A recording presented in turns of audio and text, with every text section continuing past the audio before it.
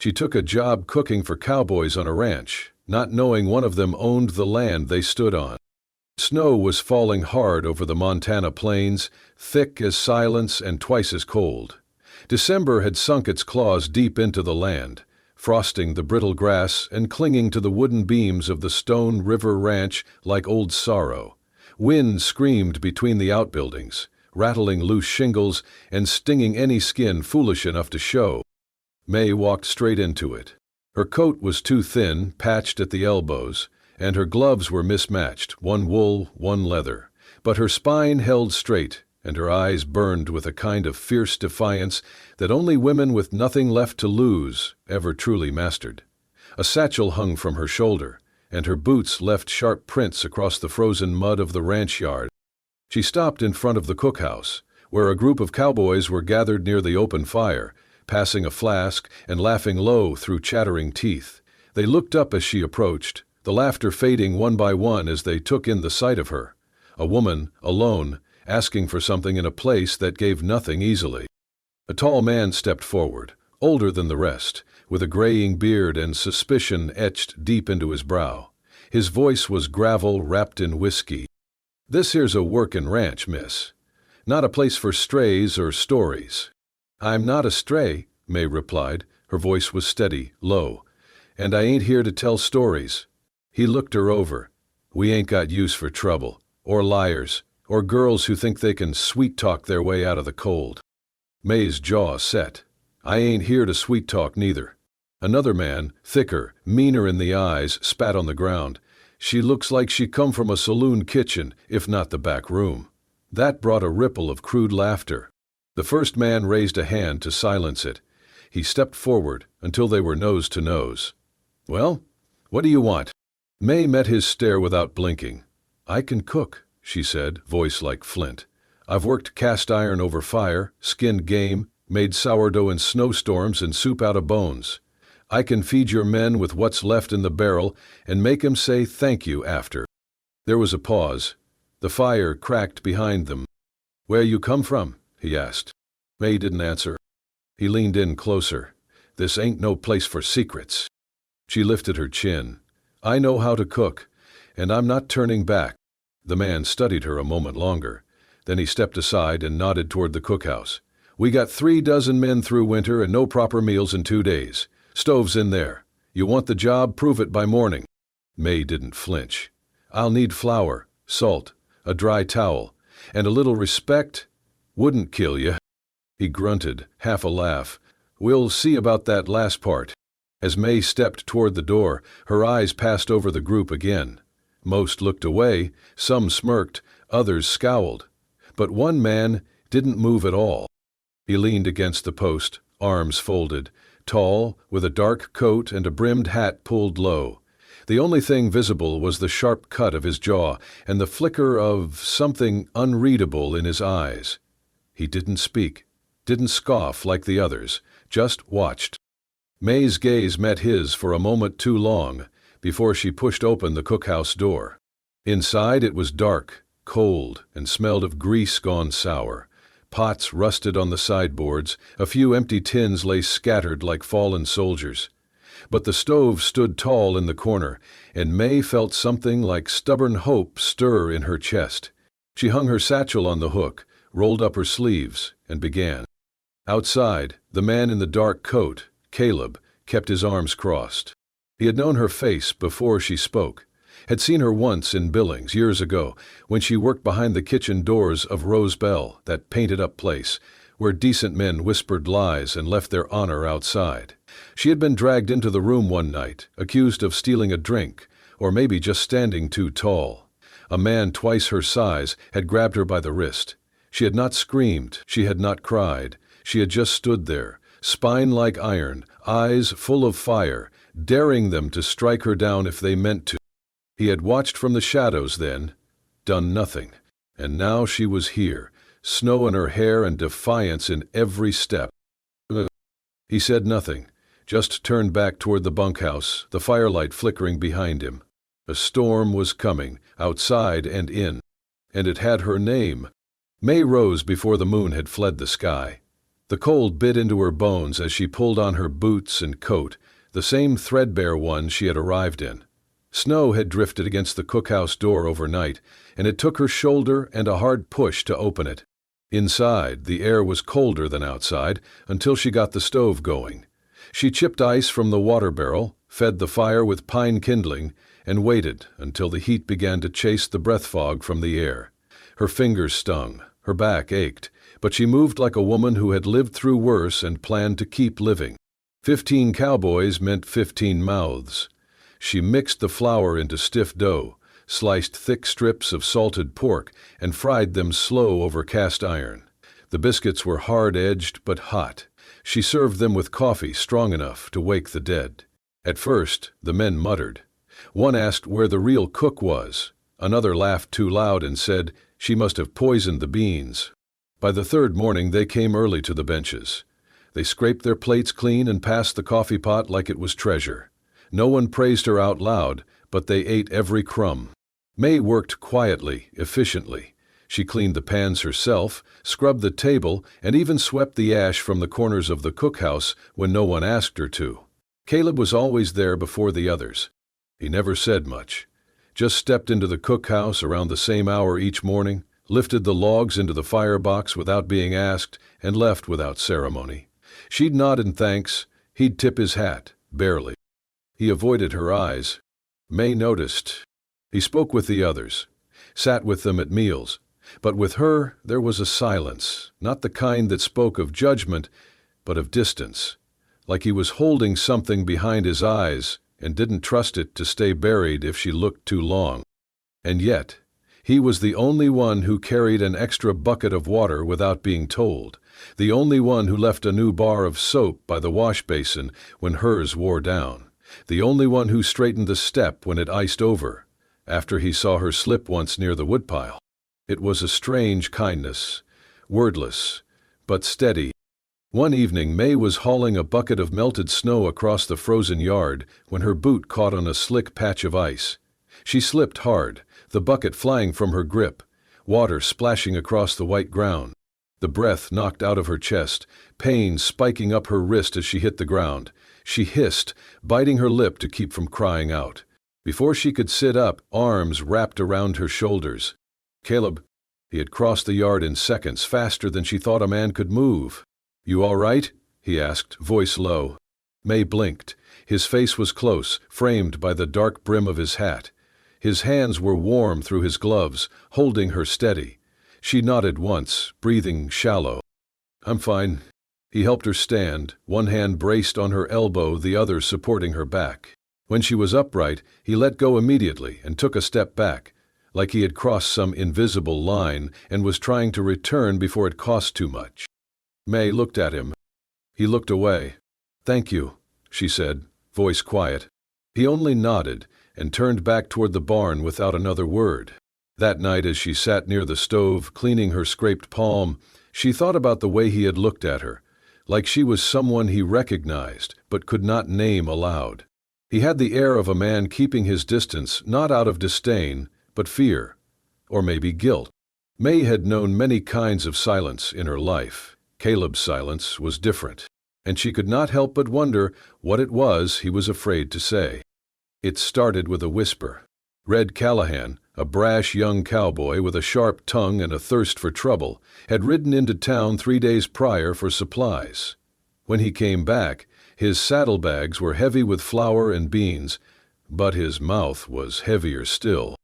He waited until supper, when the fire crackled and the men had full bellies, before he leaned back on his elbows and said it like a joke, but with poison on the edges. "I seen her before," he said, nodding toward the cookhouse where May worked alone. "Back in Billings, at the Rose Bell." The name settled over the camp like ash. Everyone knew the Rose Bell, a brothel that posed as a saloon sitting just off Main, with velvet curtains, cheap whiskey, and girls who smiled whether they wanted to or not. Red smiled wide, his teeth yellowed. She wore an apron then, too, always smelled of sage and smoke. She was the cook, sure, but you know how them girls get pulled upstairs once the whiskey runs low. The men chuckled, some uncomfortably, others with that cruel ease born of boredom and bitter winters.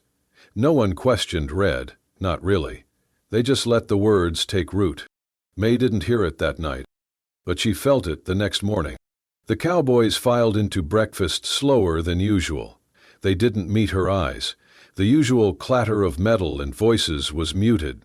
One man coughed, muttered something under his breath. Another set his plate down near the door, not at the table. They were polite, but they were no longer kind. And May knew. She knew that look, the sideways glances, the lowered voices, the way good men became strangers once they thought they knew a piece of your past.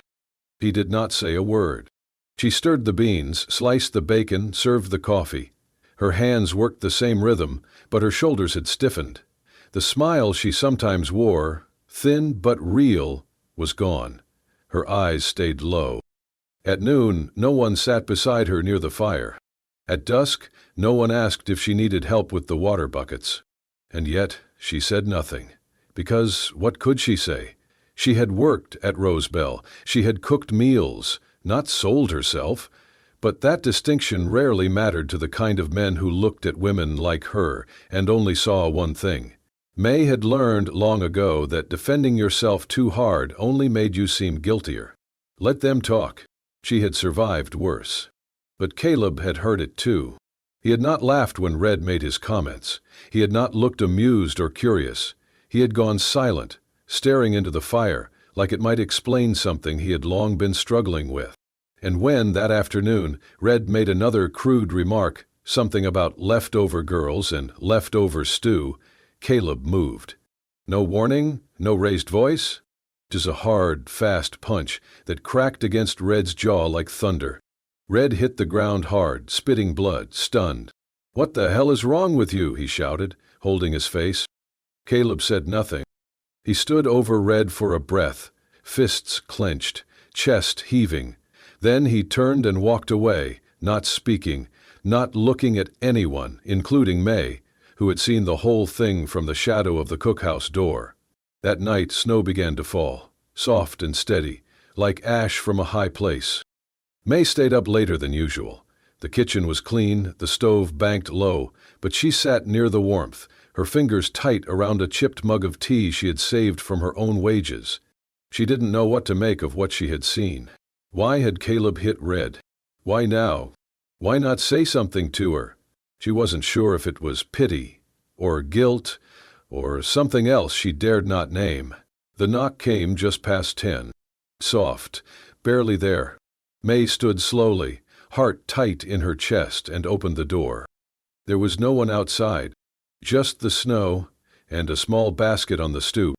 Inside, a dozen brown eggs, still warm from the hen, a sack of cornmeal wrapped in cloth, tied tight with rough twine. No note, no name. But she knew. The eggs were from the roost near the barn, Caleb's chore always. The cornmeal bore the mark of the town general store, the same trip Red had returned from. Caleb had gone too. May knelt in the doorway, brushing a flake of snow from the edge of the basket. Her breath came out in clouds. The wind didn't bite as hard as before. She picked it up, cradled it close, and stepped back inside.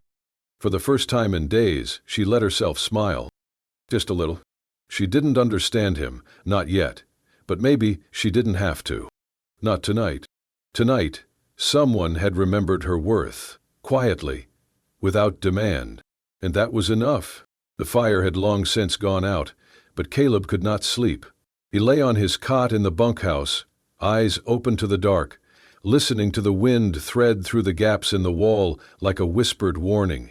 Outside, snow drifted over the plains, soft and soundless, but inside his chest, memory burned like a brand. He could still see her 3 years ago, at the Rose Bell in Billings. That night had never left him.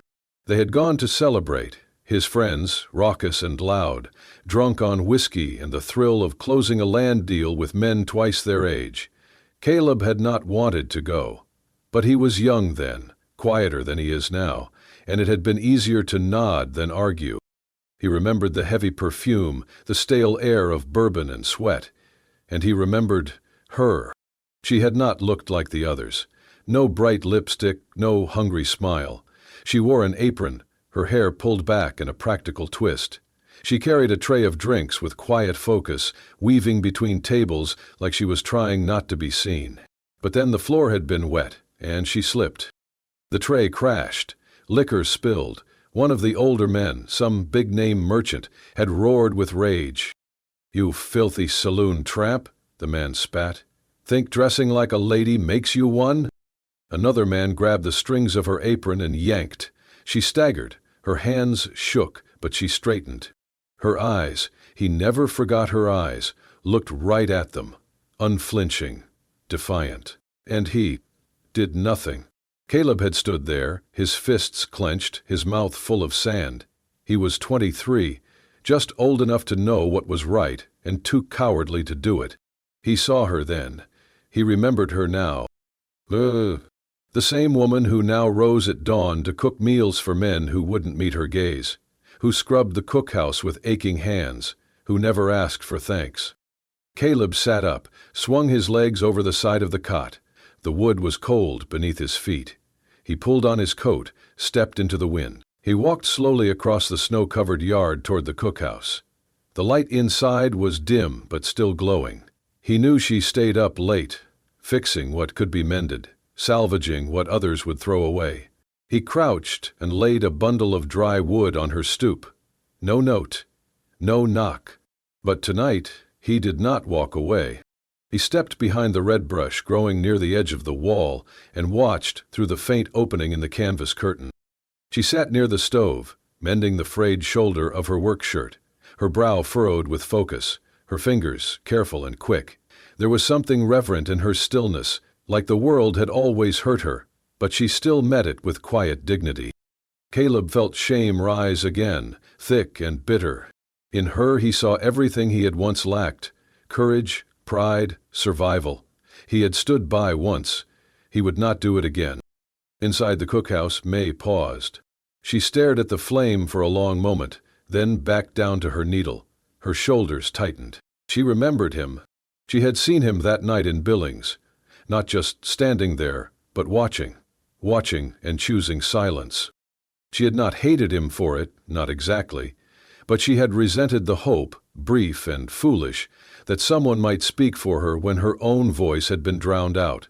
And yet, since she had come to Stone River, it was Caleb who helped her lift the heavy water pots, who chopped extra wood for her fire, who left things without ever asking for thanks. He never said a word, but he never walked away either. May's heart beat heavy in her chest. She did not know what to make of him, and maybe she did not want to know. But then the fire came. That same night, as snow began to fall in heavier flakes, a gust of wind from the north swept through camp. Someone had stacked dry timber too close to the rear of the cookhouse. A stray ember from the stove, too small to notice, caught the pile.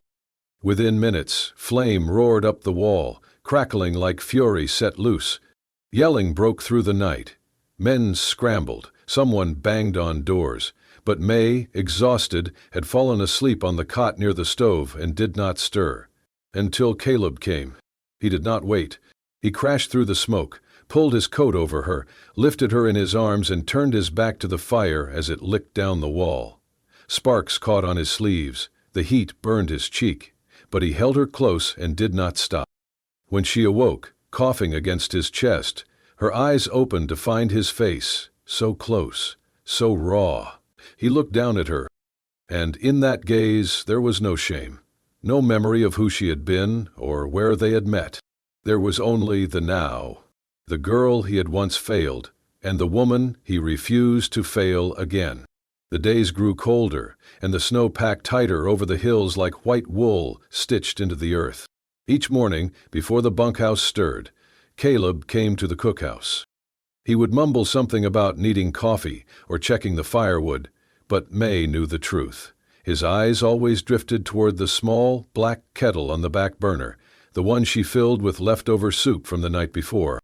Every time he came in, his hand would hover, just for a breath, then curl around the warm handle of the tin cup she had filled minutes before. Huh? He never thanked her aloud. She never pointed out that it had been poured before he arrived. It was a strange peace, unspoken, but not unnoticed. May had begun keeping a small ledger tucked under the flour sacks, not for numbers, but for memories. Her mother's handwriting, once scribbled on scraps of linen, now faded from age, was slowly being copied by May's own calloused hands into neat, determined lines. Cornbread without sugar, beef stew with root vegetables, molasses pudding thick enough to make a cowboy sit still. Recipes, yes, but more than that, dreams. One day, perhaps, a little place of her own, a kitchen without stairs, a sign that said, "Welcome," and meant it.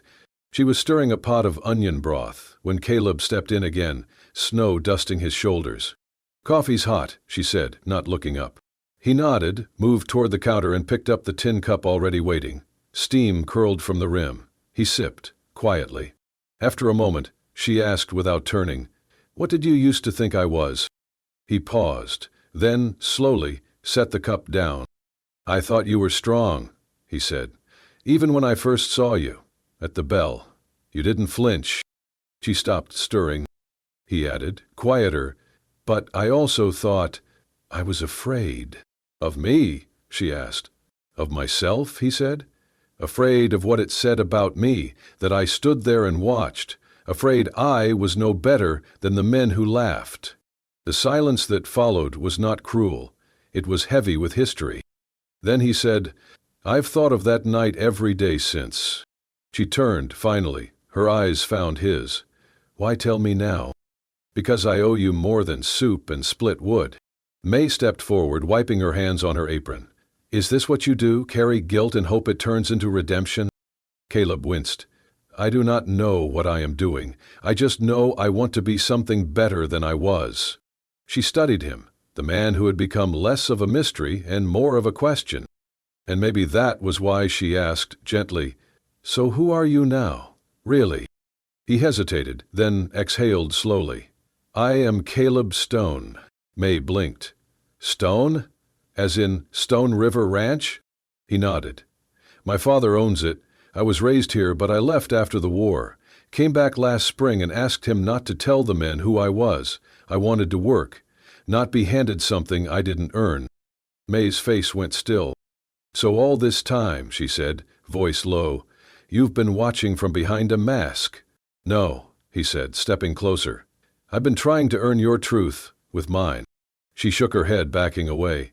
"You men, you all wear faces, pretend to be better than the last, but you're still watching, still deciding what a woman is worth based on her past." "Not you," Caleb said. Her breath hitched.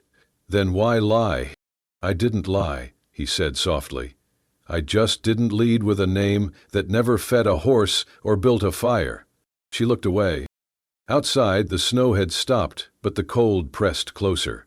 May turned back to the stove, stirred the soup again. Caleb waited. Finally, she ladled some into a bowl and set it on the table. "It's hotter than before," she said, "but it cools fast." He sat, slowly, took the spoon in hand, and with a gentleness she hadn't expected, he said, "So do most things worth waiting for." May said nothing, but she did not leave the room, and she did not turn away.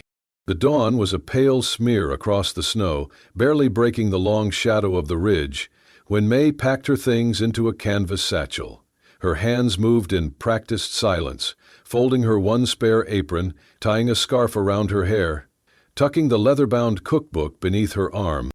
She left the fire untended, the coals cold from the night before. Her boots crunched softly as she crossed the frozen yard. The bunkhouse was still quiet. Even the horses had not begun their restless stamping, just wind whispering, like regret. May paused by the cookhouse door, her gaze sweeping the porch where Caleb sometimes stood before sunrise, pretending to sip coffee. There was no sign of him. She let out a breath. Her heart didn't ache. It burned, like something was being torn from bone. Inside, the shelves still held her jars of pickled onions, her spices wrapped in waxed paper, a loaf of bread cooling too slowly to matter. But it was not hers. It never had been. This had always been someone else's ranch, someone else's fire. She left her key, just a bent nail on a string, hooked beside the stove, and she walked out. Caleb did not sleep that night. Snow had started falling again, dry and restless, flitting in thin flurries that caught in his hair and melted down the collar of his coat. He stood outside the dark cookhouse for hours, watching the smokeless chimney, the still windows. He had said nothing when she left, not because he did not want to stop her, but because he knew how many men had tried to trap her in soft words. He would not be another. Instead, he stayed up, hollowed by silence, thinking of everything he should have said and never did. The fire in his chest was not just guilt. It was the ache of a man who had come too late, with too little. When the snow thickened, he turned inside, sat at the narrow table May had scrubbed clean every morning, and reached for the old book she always kept near the flour sacks. Her mother's recipes, her dream. He hesitated, then tore a page from the back, a blank one, and began to write. The letter was short, but it cost him more than anything he had spoken aloud. If I were someone else, if time could be rewound like a reel of thread, I would be the man who knelt to wipe that floor for you, not the man who watched and turned away. You stood taller than I ever have. You still do. I do not ask you to forgive me, only to know this. When you stepped into my fire, it was the first time I felt warm. Caleb. He folded the letter carefully, slid it inside the front cover of her cookbook, and left it on the edge of the kitchen table, where she would not miss it if she ever came back. But he did not expect her to. Not after everything. May found the letter on the third night.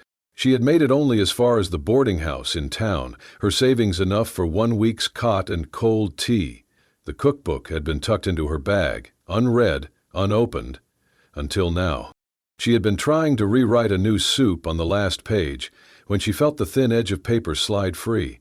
She unfolded the letter slowly. Read it twice, then pressed it to her chest and closed her eyes. Outside, the snow howled against the thin window panes. Wind screamed like a storm without end. But inside her, something softened. Not the pain. That would take time. But the belief that maybe, just maybe, not every man was too late. Some just needed a fire they could not ignore. The sun spilled gold over the Montana plains, soft and slow, warming the wood beams of a small building nestled beside the old trail, once used by cattle drives, now leading to something gentler. A carved sign swayed above the door in the breeze. May's table.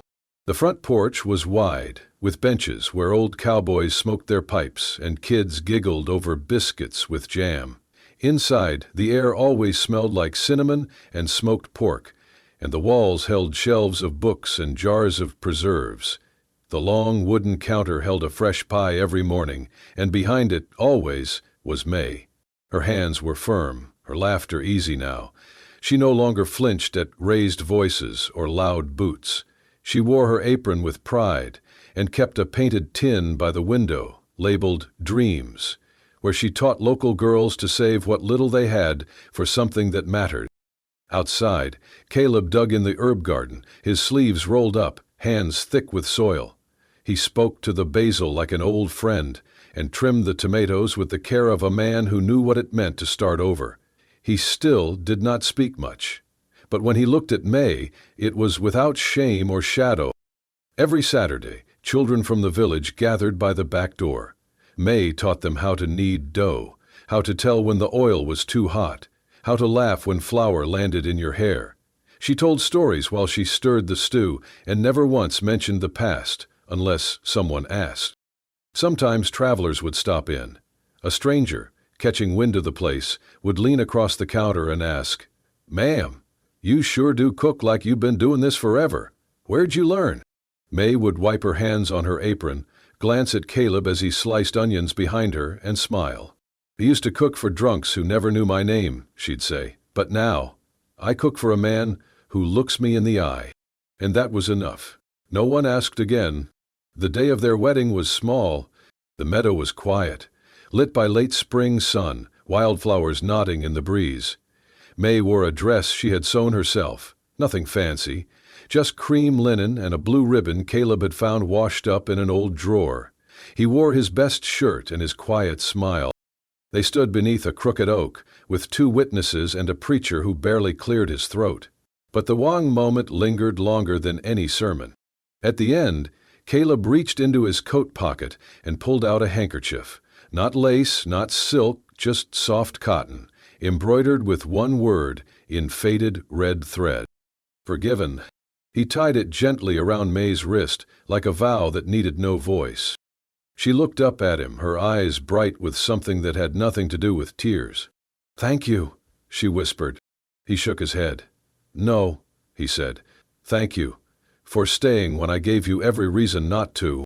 They turned together toward the trail, hand in hand, sunlight catching the embroidery on her wrist. They had no need to run anymore. They had built something that could not be burned, not by fire, not by shame, not even by memory. And that was the beginning of everything. Thank you for joining us on this journey, through the smoke of old kitchens, the silence of regret, and the quiet grace of redemption.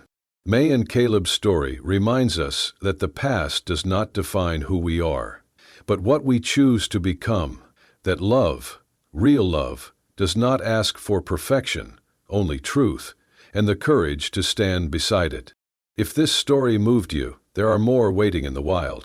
Subscribe to Wild West Love Stories for unforgettable tales of grit, passion, and second chances, set in a land where the wind speaks of old scars, and every heart has a frontier. Hit that subscribe button, ring the bell, and ride with us, where love ain't always pretty, but it's always worth it.